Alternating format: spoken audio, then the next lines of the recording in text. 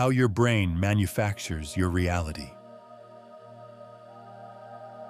The world you experience is a construction. What if I told you that the vibrant colors you see in the world around you don't actually exist? That the world out there is colorless and silent, and everything you experience as reality is a kind of controlled hallucination cooked up by your brain? This isn't science fiction. It's the cutting edge of neuroscience, and it reveals something absolutely incredible about your everyday experience. We all instinctively feel like our eyes are just windows and our ears are microphones, passively recording an objective external world. But the truth is far more bizarre and, frankly, way more interesting. Your brain doesn't just process reality, it builds it. And understanding this doesn't just explain why we see things. It explains everything from why optical illusions fool us to the profound, reality-bending states induced by psychedelics. Section 1. The problem with a camera brain. For centuries, we've assumed that information comes in through our senses, travels to our brain, and gives us a faithful picture of the world.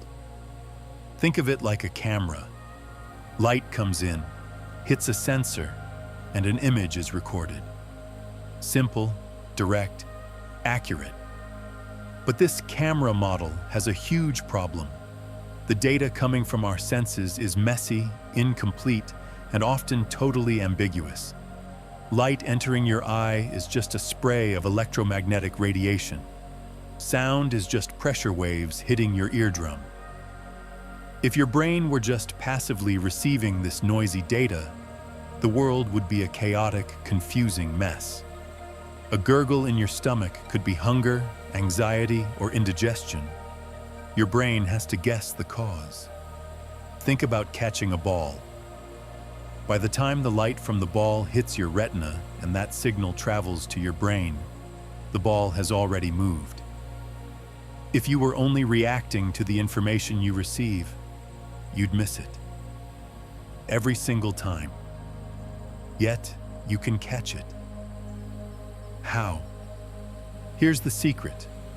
Your brain isn't a passive receiver. It's an active and relentless prediction machine. It's not just waiting for the world to tell it what's going on. It's constantly making its best guess about what's happening right now and what's about to happen next. Section 2. The revelation, your brain as a prediction machine.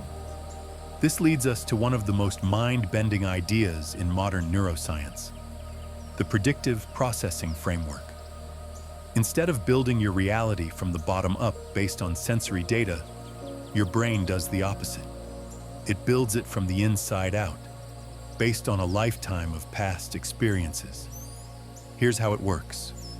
Right now, your brain is generating a complete model of the world, a full-blown simulation. This simulation is its best guess about everything out there. It's predicting every sight, sound, and sensation you are about to experience. Neuroscientist Anil Seth calls this a controlled hallucination. The word hallucination sounds dramatic, but it's spot on. Your perception is a top-down neuronal fantasy, a story your brain tells itself. But it's not some wild, unchecked fantasy. It's controlled. And what controls it? The outside world. The signals from your senses aren't there to create the experience. They're there to check and correct the predictions. They're basically prediction error signals. Think of it like this. Your brain predicts, I'm about to see my coffee cup on the desk. It generates the experience of seeing the cup.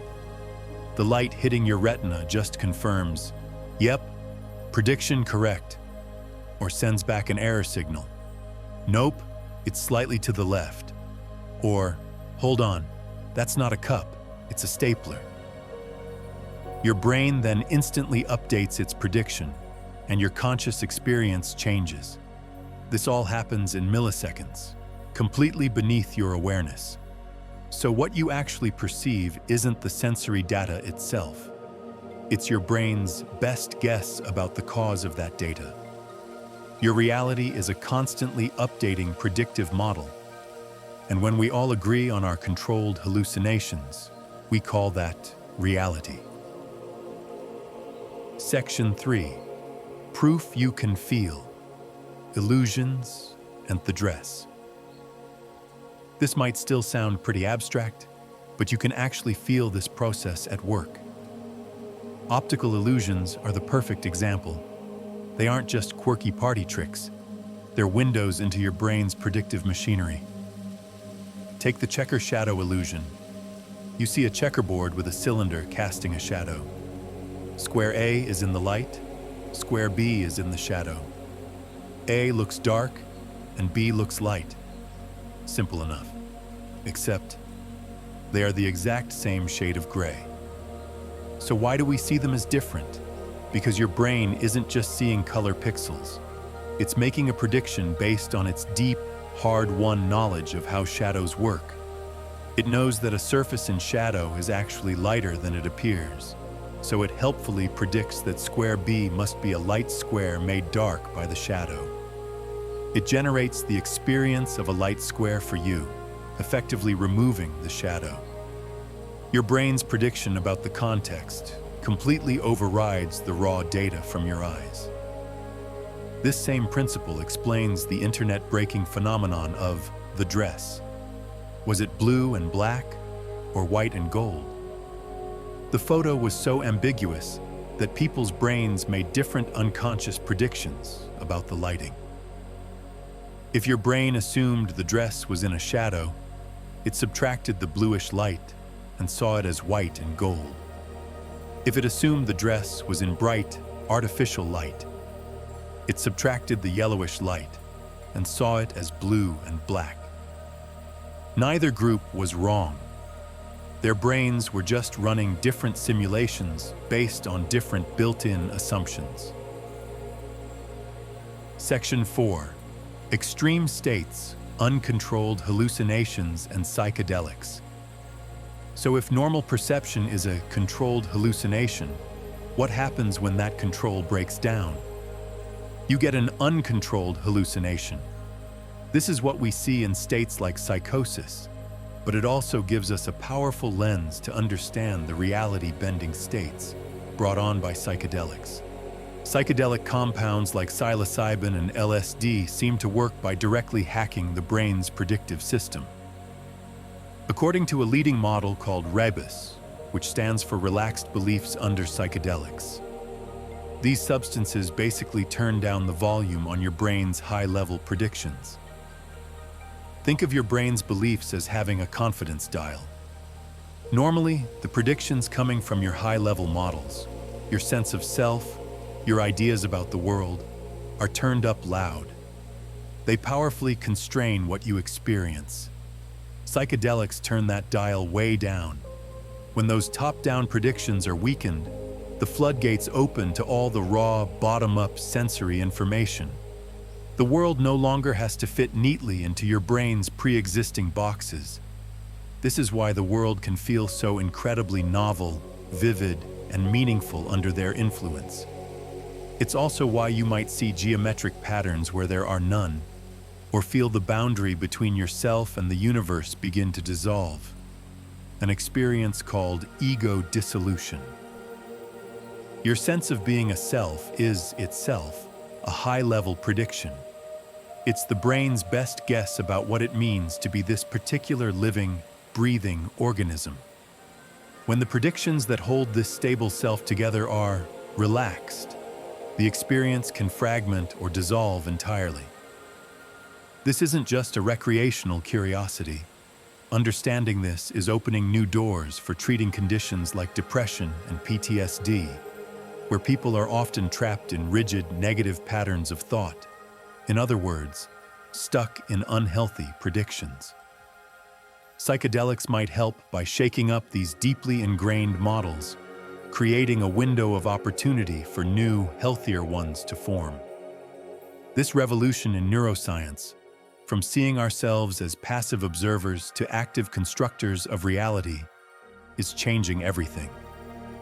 It touches on how we see the world and even who we think we are. What does this idea make you think about? Have you ever had an experience where your perception felt strangely constructed? Let me know down in the comments. And if you want to keep exploring the deep mysteries of the mind, make sure to subscribe so you don't miss what's next. Conclusion: the architect of your reality. So what does this all mean? It leaves us with a profound and, honestly, empowering new picture of who we are. You aren't just a passenger watching a world that unfolds before you. You are the architect of your own experience. Every single moment of your conscious life is an act of creation, a delicate dance between your brain's predictions and the sensory signals that keep them tethered to the world. The colors you see, the sounds you hear, the very feeling of being a solid self inside a body, it's all a story, a best guess, a controlled hallucination woven by your brain to help you navigate the world and stay alive.